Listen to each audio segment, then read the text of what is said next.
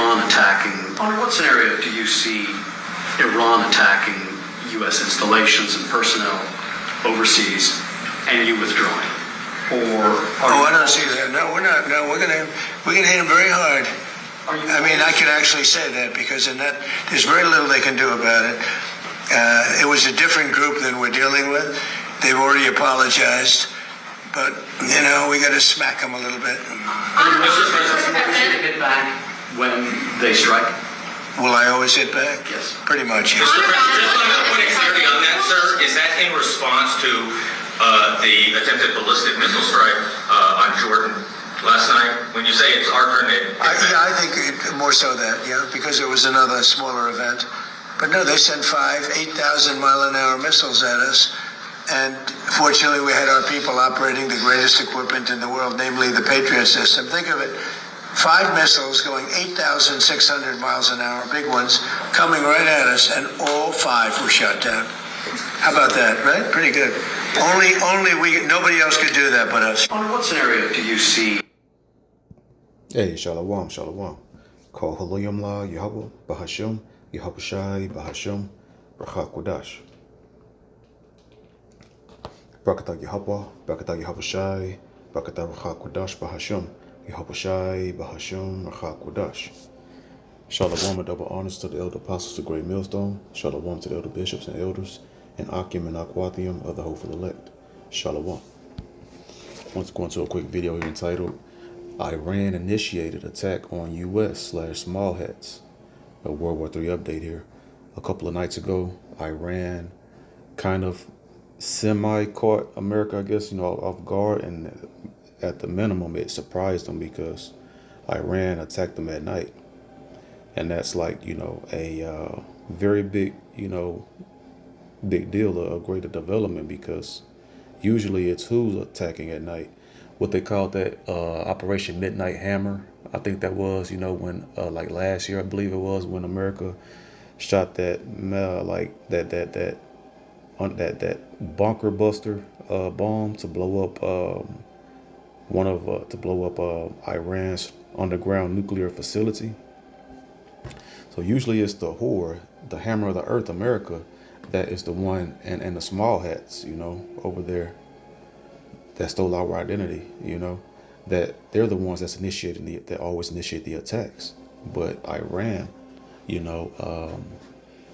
have that war spirit on them, and they're in the same war spirit that Russia's in, because that's their head and big brother over there in their alliance, the Eastern Alliance of Russia and the Persians, aka Iranians, and then the Chinese with them as well, and others, North Korea, etc.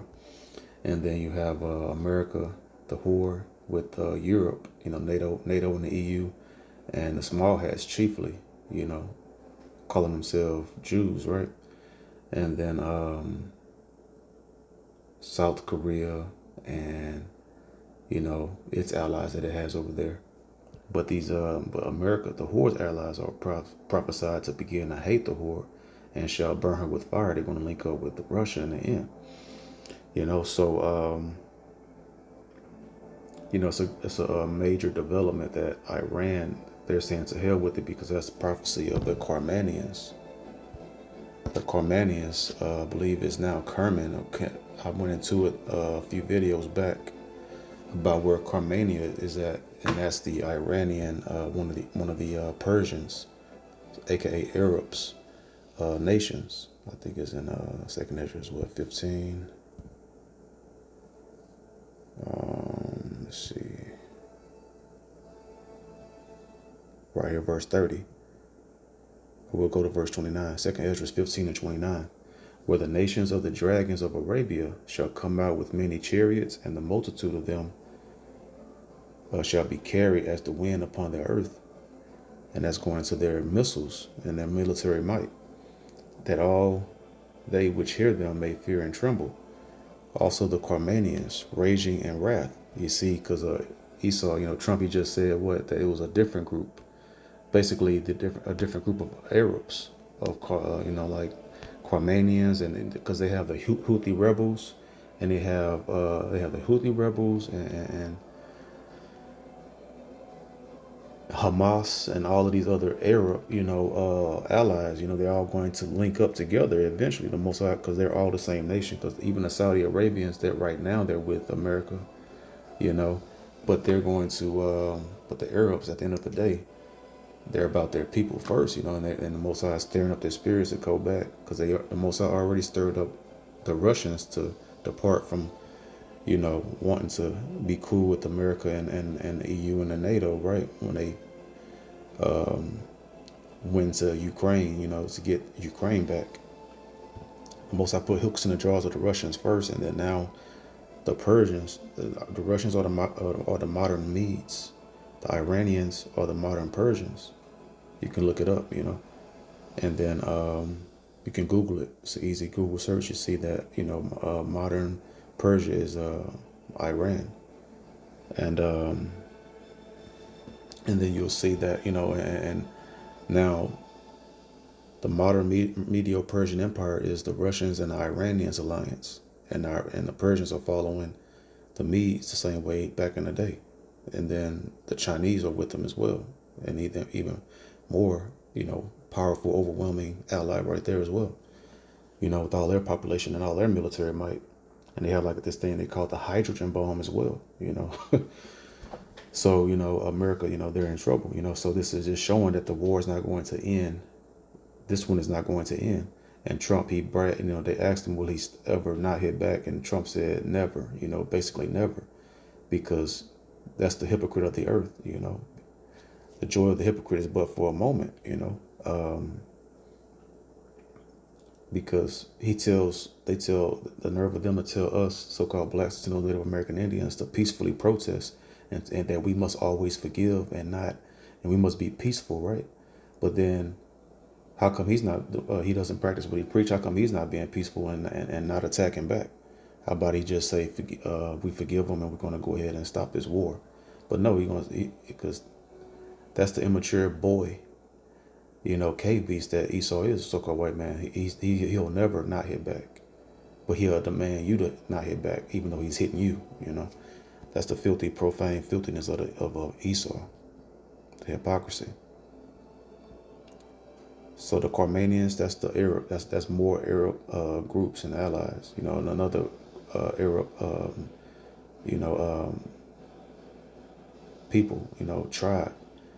And so just like, we have different tribes, the Edomites had different tribes, Americans, then the Europeans, and then the Russians, they're all the same people. In the modern names that they go under today. Also the Carmanians raging in wrath, verse 30. In wrath shall go forth as the wild boars of the wood. And if anyone's seen those wild pigs, those wild boars, in the wilderness, they're very powerful, fast, quick, creatures. They're very ferocious. They kill, every year they kill. Humans die from those wild pigs. Those are the toughest form of the pig species. They have those tusk horns like Puma from Lion King, right? He's real friendly, and they made, it's a cartoon, so they friendlied up the wild boar. But that wild boar is no joke. It's very strong and powerful, and it kills people, So that's what the Arabs are likened to right now. They shall go forth as the wild boars of the wood, and with great power shall they come and join battle with them. You see, Arabs are, as Trump said, different. This is a different group or whatever, but they're all joining up, and they're coming back to their alliance to each other of their nation. They're coming back as a nation, because the Arabs are kind of divided a bit, because the Houthi rebels and then the Saudi Arabians, they're all Arabs, and so enjoying battle with them, and shall waste a portion of the land of the Assyrians. And the modern Assyrians is who? America, because that's where the captivity is for the Northern Kingdom in the past, and then now modern Assyria for the Northern Kingdom is over here in America, So it represents, that's a buzzword, Assyria, and then also Babylon, spiritually Egypt, We should go into Egypt again with ships in Deuteronomy 28:68. This is going into the so-called white man. The Arabs are rising up against them, and they're battling them right now, giving them everything they can handle. And then Trump, he bragged about being able to track down and catch those missiles before they hit the target, where they were at. He bragged about it because, he loves speaking great things, speaking great, proud things. And that's prophecy right there. But right here in Joel, I love to bring out here, Joel chapter 2 and verse 8. Neither shall one thrust another. They shall walk every one in his path. And when they fall upon the sword, they shall not be wounded. So that lets you know that it's not meant for, those are not thermonuclear missiles that Iran shot. Those are just regular, rockets. But so that sword, the modern day sword, is the gun and missiles as well. And when you get the translation, no, not the translation, but when you go into the concordance, go into the Hebrew, what that word sword, weapon, missile, sprout, missile, weapon. So it's going to a missile. So right here, when in the final maneuver, the final move, the judgment of the whore, when they shoot those thermonuclear missiles over here from the east to the west over here, they're going to be traveling in their path, and they will not. And that's going to the anti-missile defense system of America, as Trump just proudly boasted about, right? So when they fall upon the sword, then when they fall upon a missile, they shall not be wounded. So the thermonuclear missiles, even if they, some of the missiles of the anti-missile defense system of America is going to hit some of those thermonuclear missiles incoming. But what did the Most High say right here? And when they shall fall upon the missile, they shall not be wounded. So when they fall upon the anti-missile defense system, when some may try to intercept them from landing on Babylon, America, they're not going to be wounded, meaning what? They're not going to be disabled, right? So Esau will not be able to protect against those thermonuclear missiles when they shot at, in the day of the Lord, the great day of judgment. So Esau can brag about, stopping their little rockets now, but that's just child's play, because this is just a part of the battle going back and forth right now. Until the Most High say, okay, that's enough. Time to beam up the elect and send the son, Yahushua, back and beam up the elect. That's when those missiles will not be intercepted, right? So let's see, go to Joel chapter 3 and verse 10. Beat your plowshares into swords and your pruning hooks into spears. Let the weak say, I am strong. So that's what the Iranians, aka Carmanians, and fellow Arabs, tribes over there, they're strong now because they are now raising up and fighting against the horde. Because at first everyone thought, who could make war with the beast, America and its allies over here at EU and NATO. But now the Most High said, because they've been at peace for a while, the other heathen nations that's been quiet before the beast, the whole America. And now, the Most High beat their swords the Most High beat their plowshares into swords, because they were weak at first. And now they have their military might through Russia. And your pruning hooks into spears, let the weak say, I am strong. And let me get something real quick. Okay, right here, I did a quick little search to pull this up. It said, so right here it says, yes. So I want to have typed in, did the nuclear scientists split up after World War II? And some go to America and then some go to Russia. So yes, after World War II, German scientists and technical experts, including physicists and engineers working on advanced military technology, rockets, and nuclear research, that's the key right there, the nuclear missiles, were split up and aggressively recruited or forced into service by both the United States and Soviet Union. You see, so that's what happened. And after World War II ended, the German scientists, they were the ones. Oppenheimer, I believe, it's a movie called Oppenheimer, going into how they created that atom bomb, a nuclear bomb, right? And dropped it on Hiroshima and Nagasaki, over in Japan, that essentially ended the war.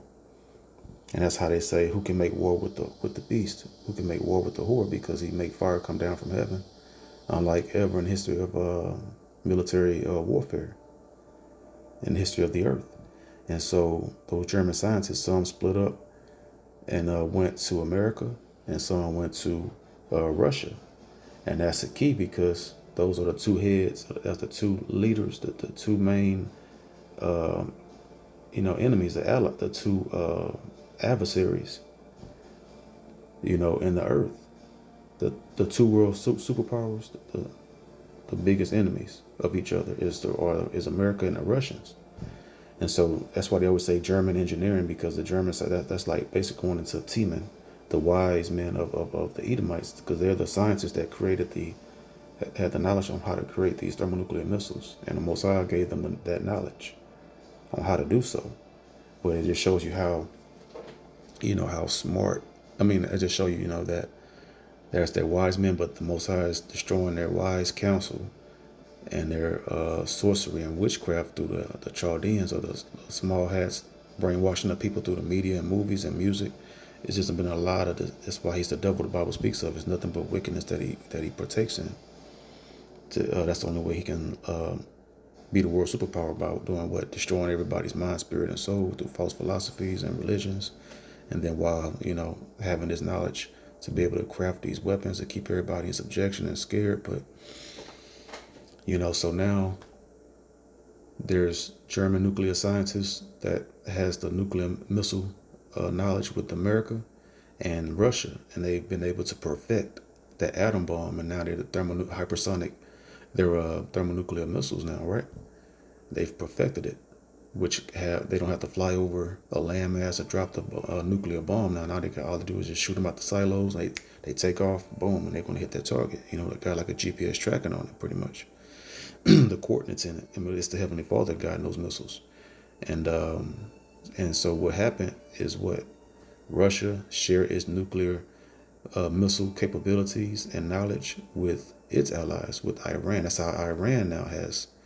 Trump saying that they will never build them, but Iran already has, by all accounts, have thermonuclear missiles already, because it's also biblical prophecy that Russia and its allies are going to have missiles. They're going to shoot the missiles on the whore and empty the clip, so to speak, to shoot those missiles over here on America. So Russia had the knowledge, and that's the bodyguard, the guardian of its allies over there. And then America and its allies, with the NATO and EU share this knowledge as well. And then that's why the small hats, they've been battling, and Ukraine, America been giving them military aid, against Russia, Ukraine, and America giving the small hats military aid to getting ahead of myself. America is giving its military aid also to the small hats, So basically, it's America and Russia is fighting each other through their little brothers that they aid militarily, right? America with Ukraine been fighting Russia through Ukraine, and vice versa. And then the small hats is fighting Iranians, but America's backing Iran, and America's backing the small hats, the Israelis, and then Russia is backing the Iranians.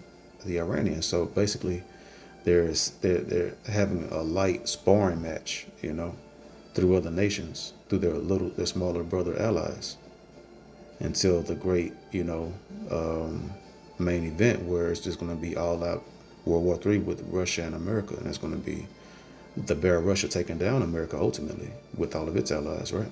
And then even with America's allies, NATO and the EU, it's going to be a cold plot twist right there. So, give me 1 second. Okay, so now going back, let's see, Joel 3:10, so verse 11 now. Assemble yourselves and come, all ye heathen, and gather yourselves together round about. Thither cause thy mighty ones to come down, O Lord Yahweh. Verse 12. Let the heathen be wakened, and come up to the valley of Jehoshaphat. For there will I sit to judge all the heathen round about. And that's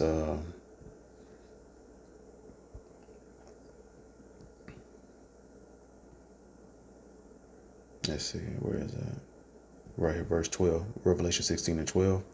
And the sixth angel poured out his vial upon the great river Euphrates, and the water thereof was dried up, the way of the kings of the east might be prepared. And see, that's the valley of Jehoshaphat right there. The Euphrates River is dried up now, So, it's going down. World War III is in full swing. And these end time prophecies, they were chilling. They were idle for a bit, but now they're in full swing. Joel 3 and let's see.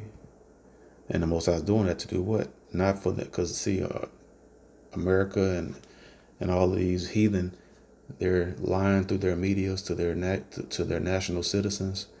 Like it's some kind of battle that they want to, be able to win or dictate or be able to figure out themselves. But this is all biblical prophecy. They're going over there because it's the Heavenly Father ultimately directing them over there to do what? Judge the heathen round about. That's what's going on. Verse 13.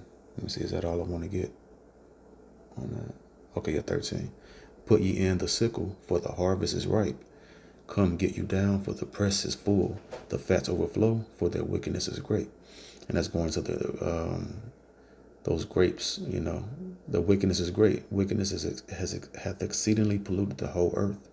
And so now it's time for the heathen to reap the judgment that comes with that, right? So what you sow, you're going to reap. And so wickedness has reached its maximum capacity in the earth. And now it's time for their judgment. It's time now. And that's in Revelations 14, the grapes of wrath, the heathen, is that time for them to go ahead and they're ripe. It's time for judgment because you don't pick you don't harvest the fruits and vegetables, until the end of the season, right? Until they're fully ripe and then they're ready. So they've been sinning and increasing in wickedness and maximize the levels of wickedness in the earth, or what reach the limits and beyond the limits of what wickedness is and can be attained in the earth. And now they're ripe for judgment. The harvest is going to be the harvest of the elect that's been, that's ripe for salvation. And then the harvest of the judgment of the heathen that's ripe for punishment, righteous judgment. Joel 3 and 1.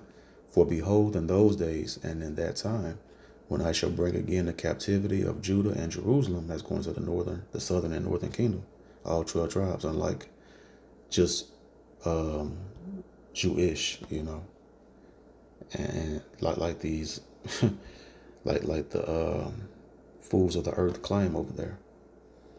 Verse 2, I will also gather all nations and will bring them down into the valley of Jehoshaphat and will plead with them there for my people and for my heritage Israel. You see, not all nations will be saved.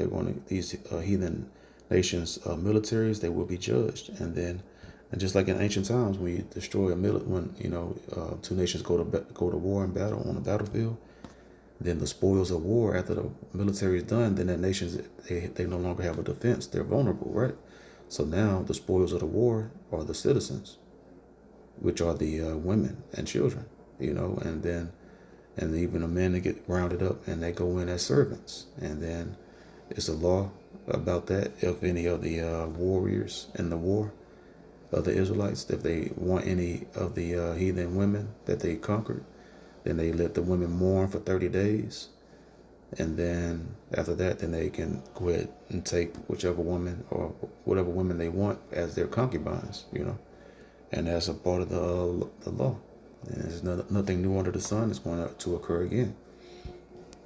Because these other nations are going to serve us for eternity. And scriptures say, when the righteous are in authority, the people rejoice. But when the wicked beareth rule, the people mourn, right?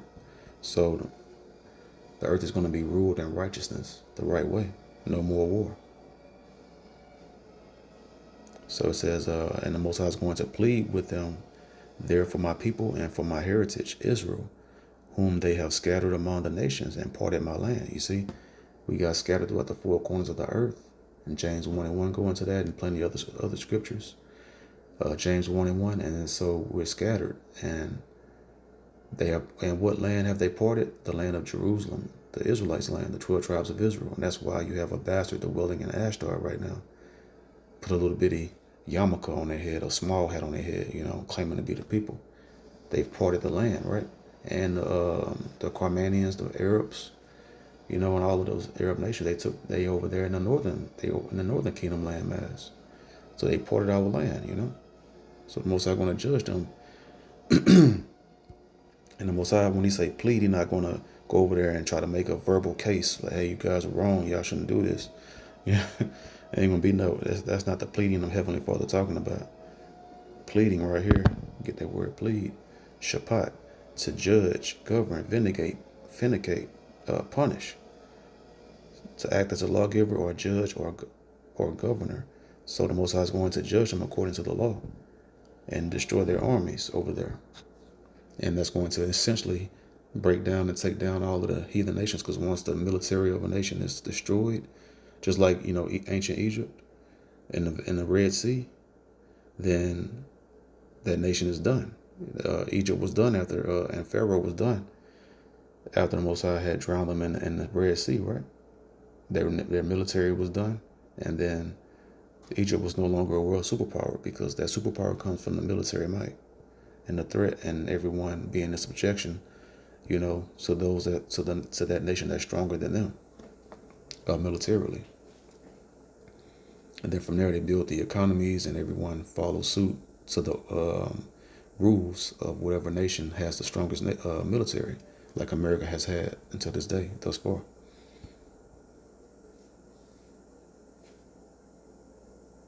And we'll go to Joel chapter 2 and verse 20.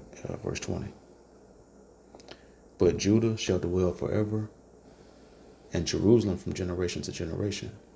Well, I wasn't trying to get that, but that's a heavy verse there too. See, Jerusalem and Judah and Jerusalem, that's the southern kingdom and the northern kingdom, all 12 tribes, not just the small hats claiming there's one tribe over there, right? Forever, and Jerusalem from generation to generation. So we're going to go back to the land of Israel, and we're going to inhabit it forever, from generation to generation, because there's reports, that there's small hats fleeing out of Jerusalem. Where is that at in biblical prophecy? The prophecy says what? That once we go back to the Holy Land, we'll never leave it. We're going to inhabit it forever, from generation to generation. Verse 21, for I will cleanse their blood that I have not cleansed, for the Lord Yahweh dwelleth in Zion. That's the spirit. I wasn't even going to go into these verses here. But the Most High is going to cleanse the blood. And how do you cleanse the blood? And when you read the book of Numbers 35 and 33, this is how the Most High is going to do it. But the so-called white man, he love to try to do reverse psychology and try to shame you into wanting justice for yourself. But he demands justice for himself. But then when you want justice, then he want to try to slander you and make you look bad, make you try to feel bad. But we're not going to feel bad about wanting a balanced justice and judgment in the earth, Numbers 35, 33. So ye shall not pollute the land wherein ye are, for blood it defileth the land. And we know they defiled the land of Jerusalem over there, killing children and babies, and went, all over there in Palestine, etc. And the land cannot be cleansed of the blood that is shed therein, but by the blood of him that shed it. And also over here in the Americas, right? America was was established and born through bloodshed and rape, robbery, and murder of the northern kingdom.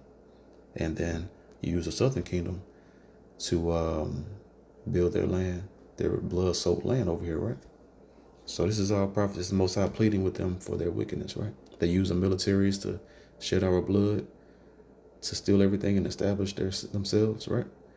And now the Most High going to plead with them over there in the valley of Jehoshaphat to rectify the situation for eternity. Joel chapter 2 And verse 20, let's see, verse 20. This is what I was trying to get earlier. But I will remove far off from you the northern army, and that's North America, and will drive him into a land barren and desolate. That's over here, and over there in the valley of Jehoshaphat, ultimately, with his face toward the east sea, and his hinder part toward the utmost sea. And his stink shall come up. And what's the stink? When a dead body, carcass. And his ill savor shall come up, because he hath done great things, and he's done great, proud, blasphemous, profane things. You get the NLT right here. I will drive away these armies from the north. That's America, North America. I will send them into the parts of wastelands. Those in the front will be driven into the Dead Sea, and those in the rear into the Mediterranean. The stench of their rotting bodies will rise over the land. Surely the Lord Yahweh, Ba'ashem Yahushua, has done great things. Well, the end of that, because it sounds a little different. That's why you stick to the KJV, but you get other iterations, other translations that flow smoothly with the King James Version. But right there at the end, because he had done great things, going into Esau, the wicked, they have done great things. They have done great, wicked, great, proud things. And the Most High is going to do great. The Most High is going to do great things as well, as far as righteous judgment. So it's twofold, basically. So now we'll go to verse 21. Fear not, O land, be glad and rejoice, for the Lord Yahweh will do great things. So verse 21, for the Lord will do great things as well, as I just said. That's the spirit. So Esau does great things on the left-hand side, and pride and wickedness under Satan. And the Heavenly Father does great things in righteousness, right, on the right-hand side, perpetually and infinitely. So verse 23 will drop down.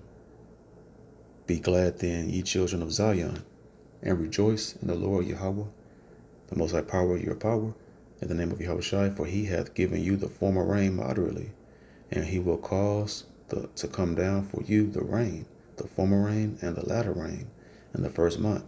So that last rain, that's basically going into our crops. We won't have any, because any nation that will not serve the Heavenly Father in the kingdom of heaven, that he's going to cause it to not rain upon their land, doing what? Bringing in a famine against them. So that's what that's going into. So the Most High is going to thoroughly nourish us through, having great crops. Our agriculture, our farming, our fruits and vegetables, and our kind. Our cows, our flock, our animals. The Most High is going to thoroughly bless us. That's the true wealth. Having great agriculture and animals. That's why we were shepherds, keeping the flock and animals and all of that good stuff. And also going to be rich from the riches of the heathen nations paying tribute to us.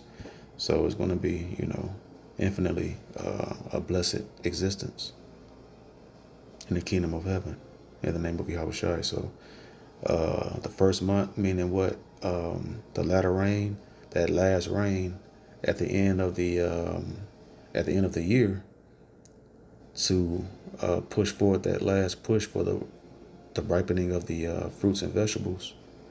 And the first month is what? Around springtime, around what they call today March/April. Verse 24, and the floor shall be full of wheat, and the fats shall overflow with wine and oil. You see, wine is not a sin to drink wine.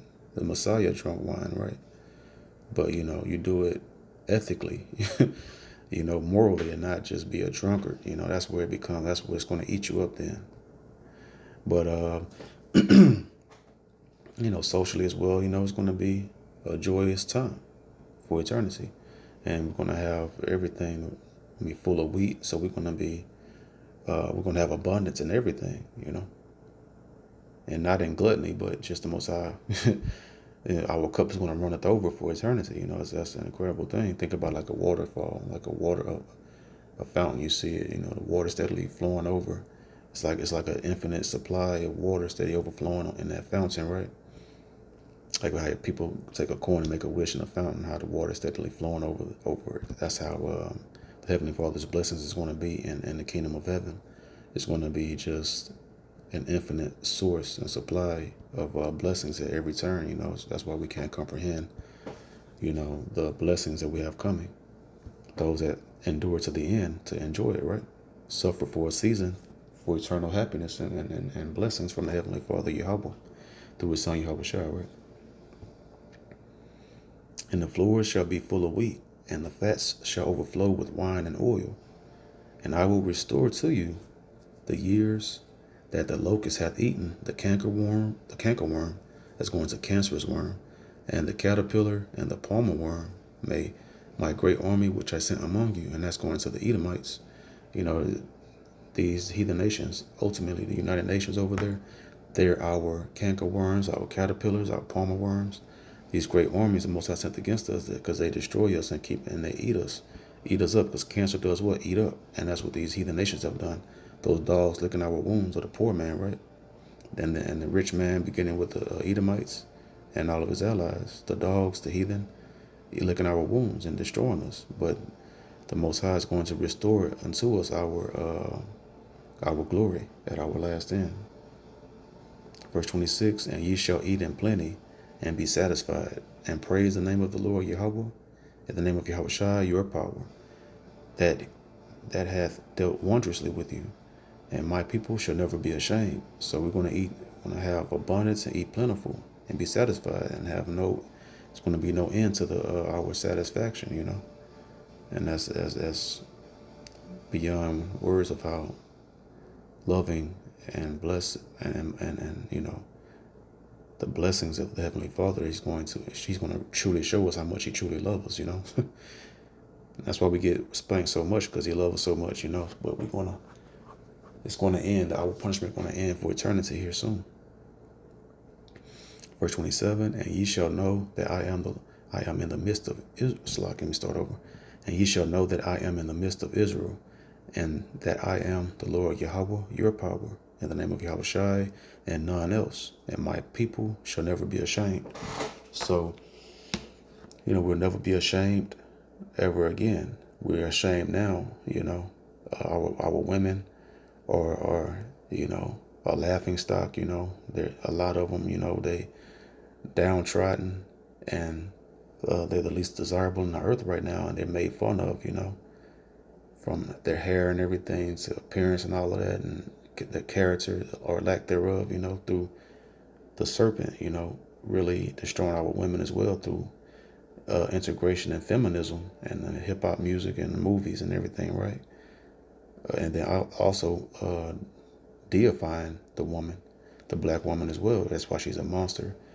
And our men behave as niggas and thugs, love adultery and all manner of wickedness. And then we're very we're in a shameful people right now. But the Most High is cleaning us up through His Son Yahweh Shai and the elect of Israel, the 1/3. So, you know, and so Iran, they initiated these attacks because it's the Heavenly Father's doing, and Trump and America and all of its allies, the Edomites.